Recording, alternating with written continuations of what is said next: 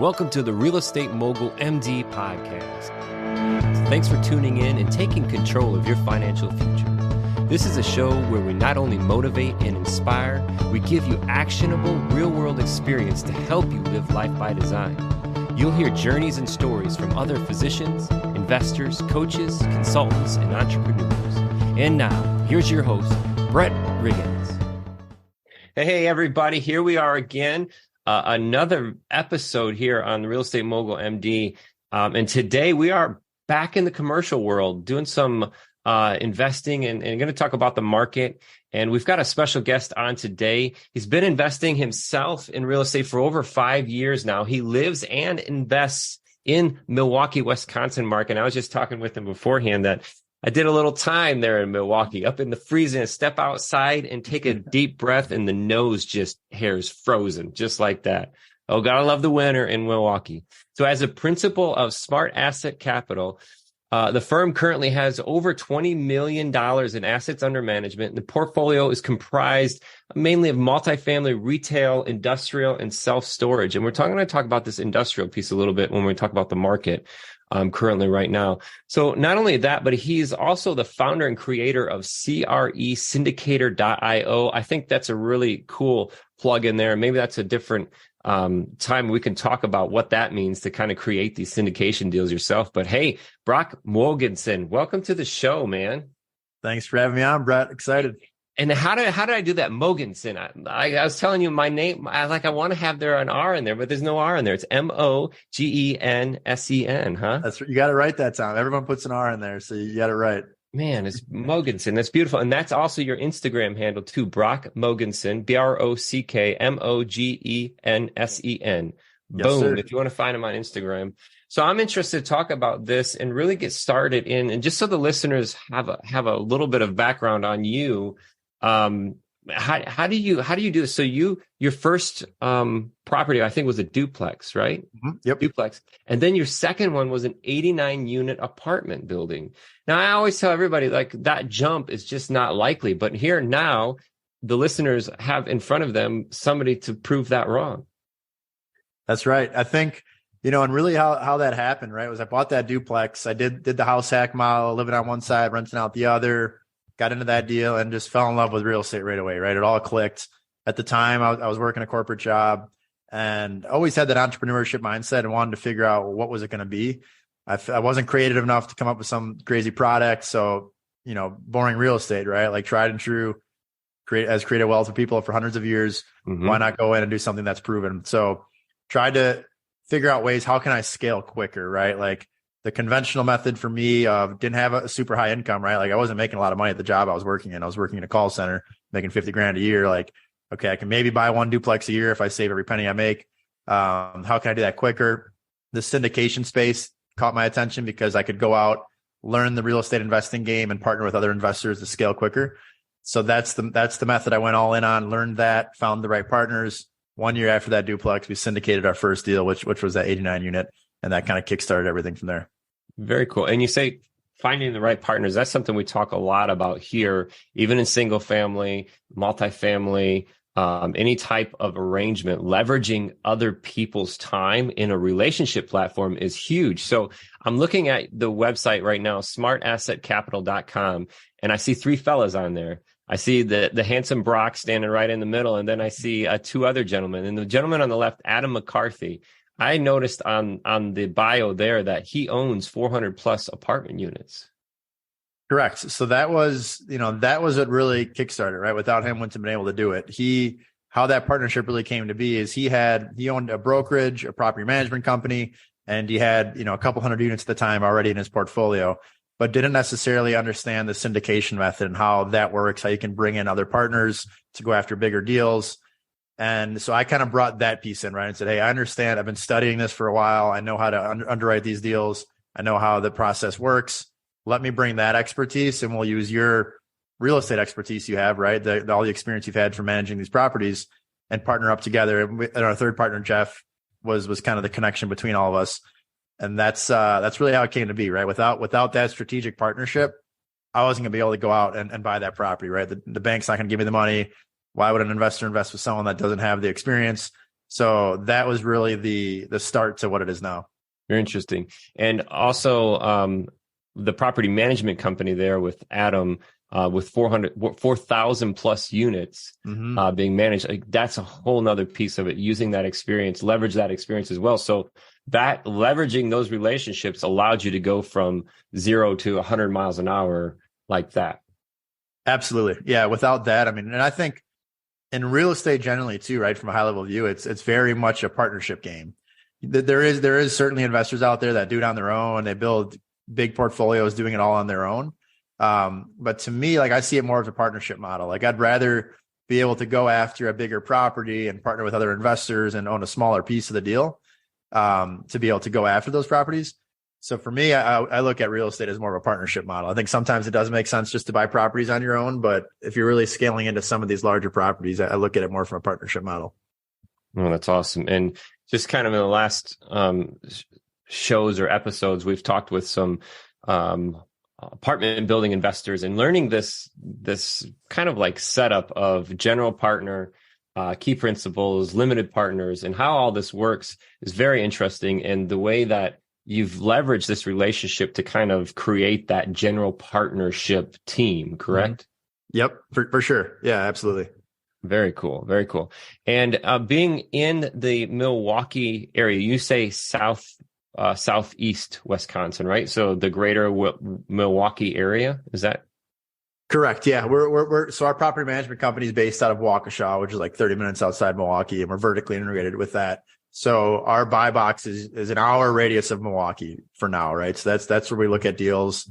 We've built, with our property management company, our broker connections here, we've built a good network of people here that allows us to see a lot of good properties and be able to strategically manage those properties and provide good returns. So for us, like, maybe it makes sense for us to expand to other markets in the future, but for now, like, we're doing good in this market. We want to grow here, build a big portfolio here before we take that model and then go to other markets. Interesting. So you say vertically integrated. I like those words and how that's partnered with the property management company with your partner, Adam, correct? Mm-hmm. That correct. was the connection there. And now that's really driving your buy box.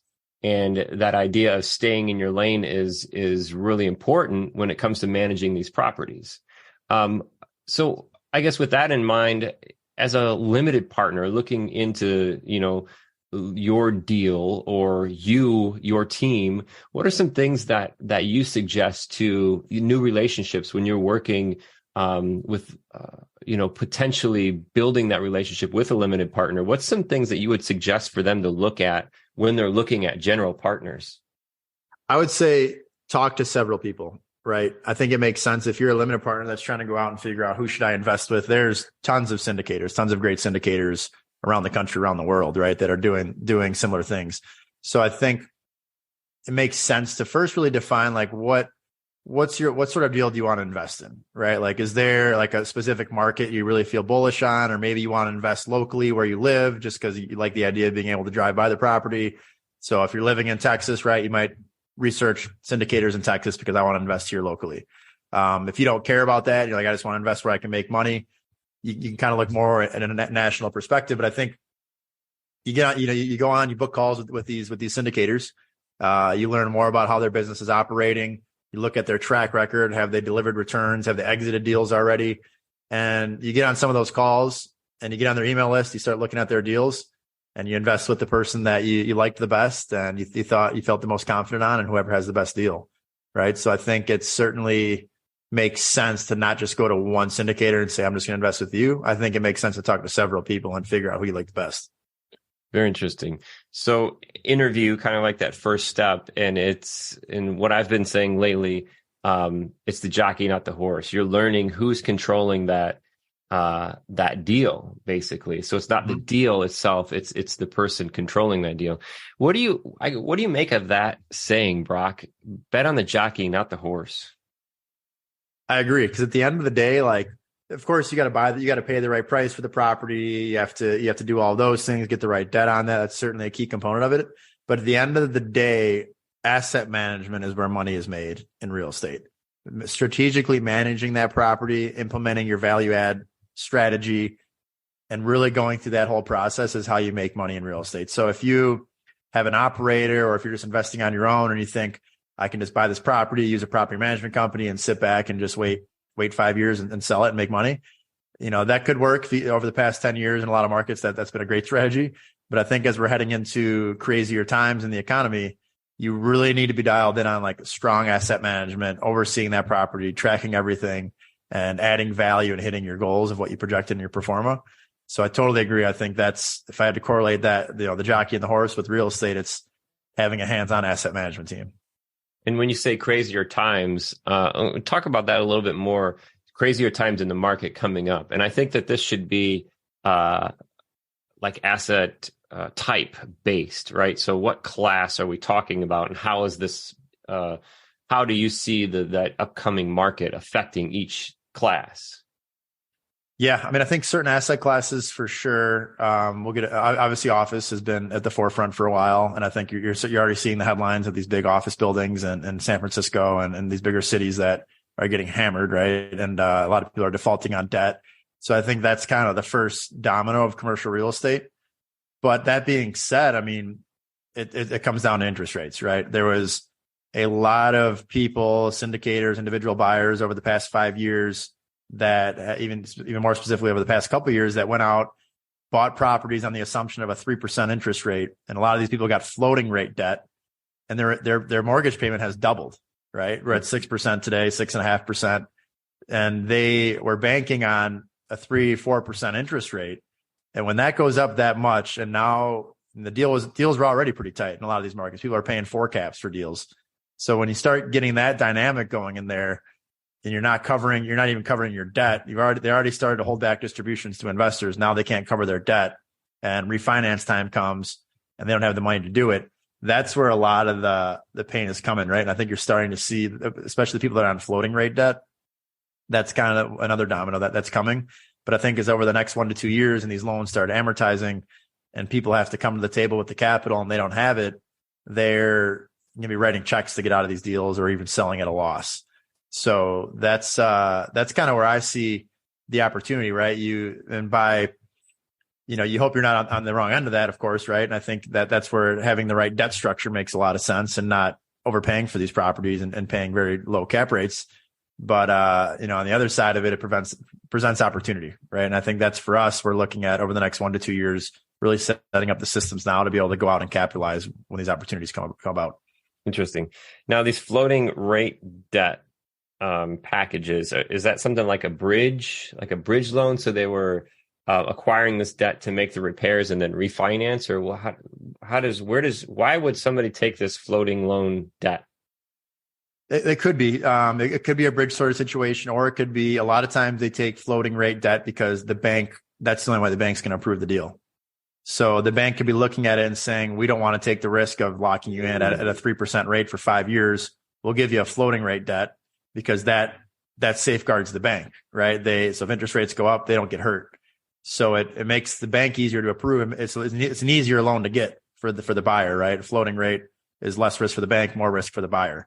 So a lot of people that couldn't get fixed rate financing and they still wanted to get this deal done said, screw it. Yeah, we'll do floating rate debt because we like this deal and want to get it done.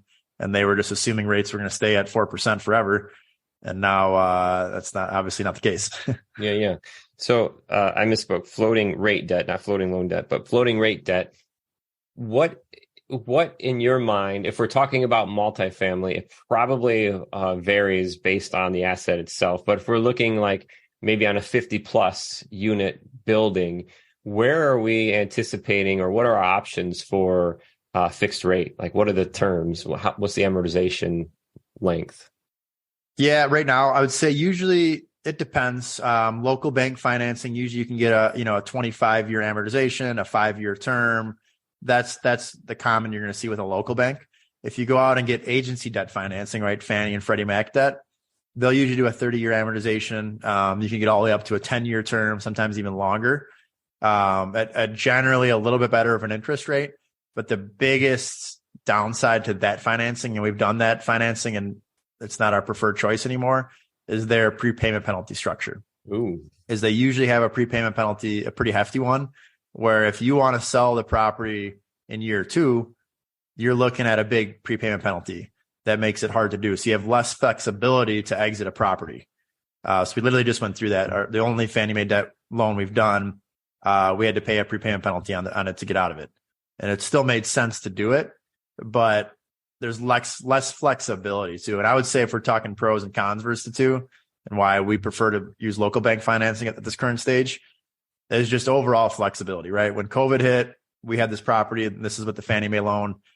We had about 15% of our tenants walk in and say, I'm not going to pay rent. You can't do anything about it. You can't evict me.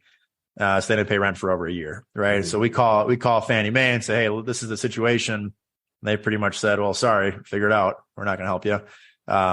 Whereas on the flip side, if like we call our local bank and say, hey, this is what we're going through, they're going to work with us. They're going to figure out a way to potentially restructure the loan, maybe give us interest only. It's more of a direct relationship instead of dealing with this mass organization.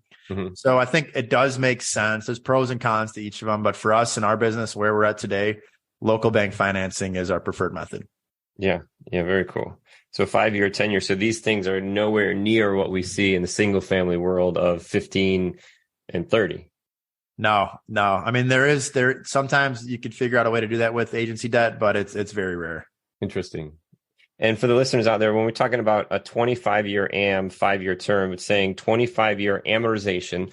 So that payback payment is stretched out as if we were going to pay it back in 25 years. But literally it balloons at 5 years, or it balloons at that term. And the Fannie Mae, Freddie Mac, that's backed by the government. So it's kind of like a quasi-governmental conglomerate thing where you got to fit inside this box and you get the prepayment penalty on those. But that's that 30-year AM, 10-year term that you were looking at. Correct. Yep, exactly. Interesting. Very interesting. Now, with this market kind of shifting with challenges, there's opportunities. And, we've seen a death in brick and mortar shopping malls through the years. Mm-hmm. And when I grew up in Southwest Michigan, I mean, it's just like, it's bad in this one section, but there's opportunity. So as we trend more towards, say, assisted living, maybe you can take that downfall of one asset class and redevelop it for another asset class. And I'm just thinking the same thing, Brock, in the office space. I mean, who's going to have this solution for the office space where we then create housing or something? I can only imagine the nightmare in the construction process to take, a floor with 2 bathrooms and now I have to put, 20 bathrooms on it. I can't imagine the challenge on that. But what I'm saying is that with the challenge, there's opportunity. So I want the listeners and you as an investor, obviously you guys are keeping tuned in on where these problems are created. They're also, in turn, it creates an opportunity for something, right? Absolutely. And so I'll tell a quick story of a deal we're working on that is this exact situation. So we bought an office building 3 months before COVID hit, kind of an uglier B-class office building, but the numbers were great. And COVID hits, tenants start moving out, tenants stop paying rents. We're getting hit, still cash flowing, like not the end of the world. And then stack that with we had a parking garage issue. The structure of the parking garage was not great. And ultimately the parking garage needed to be replaced, which wasn't really a feasible project considering what the cost would have been versus what the property's worth. So we're in a tough spot, right? So we come into that. So we had to look at it from a creative lens. What could we do to get out of this situation and ultimately make money on this situation? And it was, let's knock down this whole block of office buildings and build Class A apartments. So we came up with that idea about a year ago, have gone through all the processes of approvals with the city. This month, we're supposed to get our final approvals. And next month, we'll be knocking down the office buildings and building 42 Class A apartments. So, that's certainly a thing I think we're going to see more of is either whether it's redevelopment, right? You're starting to see a lot of that, these office buildings that are in locations that are good locations, but just there's not a demand for office. People are going in, converting them to apartments or because their apartment is now their office. Exactly. Like I'm in my apartment right now, right? I'm working from home. Yeah. You see my spot too. Yep. Yeah. For the listeners, we're both in our houses. Literally. That's where we work out of. Yep. 100%. So, I mean, I don't think office is completely dead, right? I think there's still a benefit to being in the office. But I think it's the office buildings that are newer, great locations, have amenities, an experience where someone like actually enjoys going into the office. Whereas these older office buildings that are just they're not good looking, right? There's not amenities. It's not a fun experience to go into this office because it's just dark and gloomy. Mm-hmm. Those sort of office buildings, I think, are the ones that are going to run into a lot of troubles. Yeah, absolutely. And okay, so this market thing, the asset class piece we're talking about, we talked about office. I made that weird mention about the brick and mortar shopping malls, and kind of changing these into the multifamily, ultimately the residential side, like living in these units. Tell me a little bit more about how you're seeing the direction of the market with industrial. And that's something you guys are focusing on right now. Why? Is it based on the market? Is it based on the opportunities? Tell us a little bit about that.